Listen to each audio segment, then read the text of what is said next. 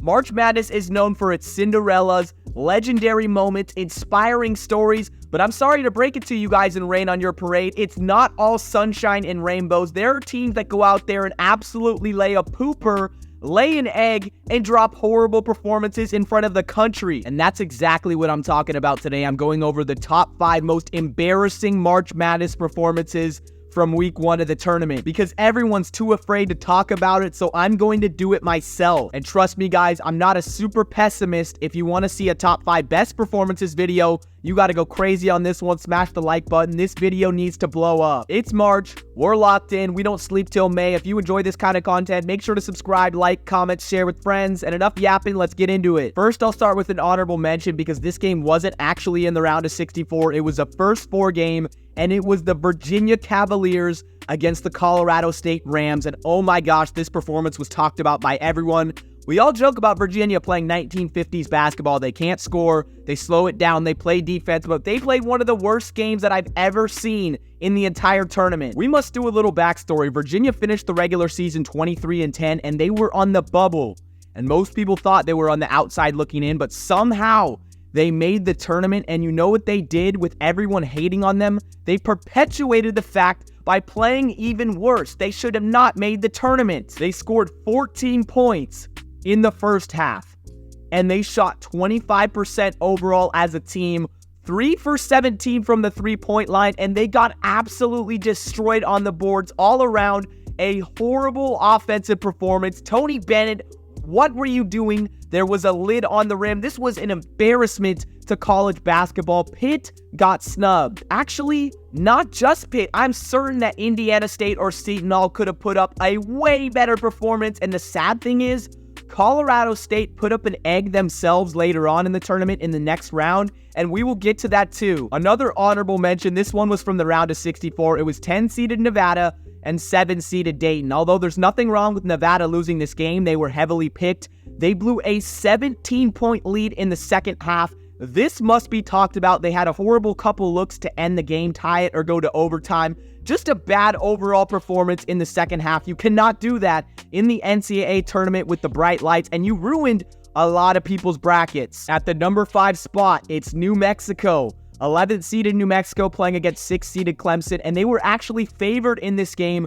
This was the most popular 11-over-6 upset, and UNM let the entire country down. They lost 77-56, and the score is going to lead you to believe that UNM had no chance. However, in the second half when Clemson was leading, UNM kept getting stops. However, they could not make a bucket to save their lives. They shot 29% as a team, 3 for 23 from beyond the arc. It was just horrible, and they couldn't even make free throws. 65% on that. There was a lid on the rim for UNM. They had chances. They just could not claw their way back into it, and everyone was picking them. It was almost a stupid pick to go with UNM because it almost seemed too obvious. I picked them to my Elite 8, and they ruined my brackets. Jalen House, who's supposed to be the leader for the Lobos, went 4 of 14 shooting. Even with the great defense that he played, getting into the passing lanes, getting steals, you just cannot overcome that. Next up at number 4 is the number 4 Auburn Tigers, losing to the 13th seeded Ivy League Yale Bulldogs. This was a tough one, 78-76, an absolute nail-biter, and it didn't go the Tigers' way. In most aspects of the game, Auburn actually outplayed Yale, except the 3-point shooting. Auburn could not defend the 3. Yale kept knocking it down, but that happens. We get it. But what really hurts is late-game Auburn. Under a minute to play, they could not make shots to send the game to overtime or win it, and they had multiple good looks. I don't want to be too hard on one specific player, but Trey Donaldson, he had an open 3, an open layup, and 2 free throws to get the game into overtime, and he bricked every single one of them. This was one of the worst choke jobs I've ever seen from a single player in March Madness, and that was the part that really got me about the Auburn loss. However, since they didn't play that bad as a team, I'm not going to put this one higher on the list. This was Auburn's first time losing in the first round in a very, very long time. Remember when I mentioned Virginia having one of the worst offensive performances against Colorado State earlier?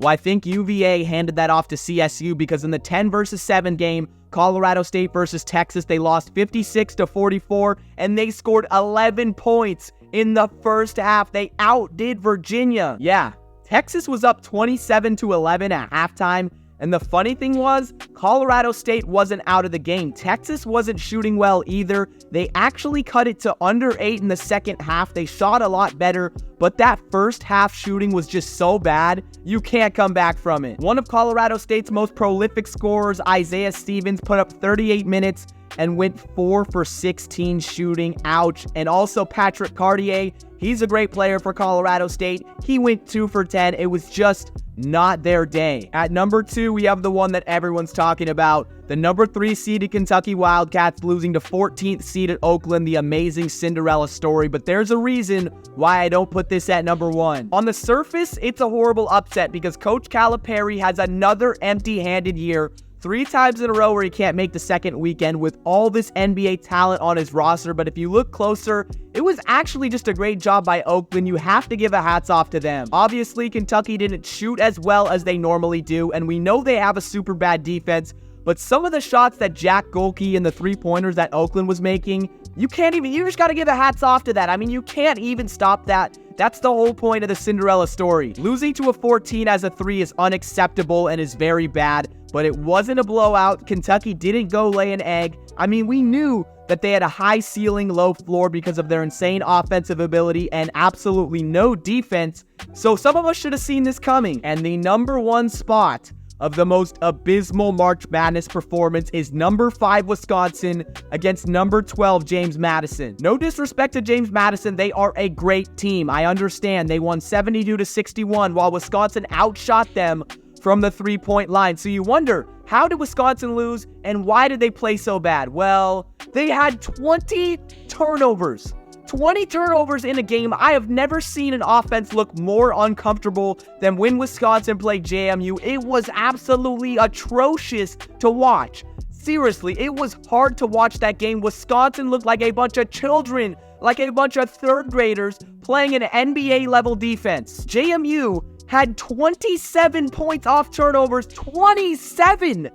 They gave away 27 free points. That is what you're telling me. Wisconsin, that one is all on you. You can't even blame the super bad shooting performance. It wasn't that bad. You were just giving the ball away and looked absolutely unbelievable. And there are 2 things that make this loss even funnier. First, Wisconsin was catching fire in the Big Ten tournament. They won 3 games in a row before reaching the championship. They were feeling themselves, and they put up a great performance against Illinois.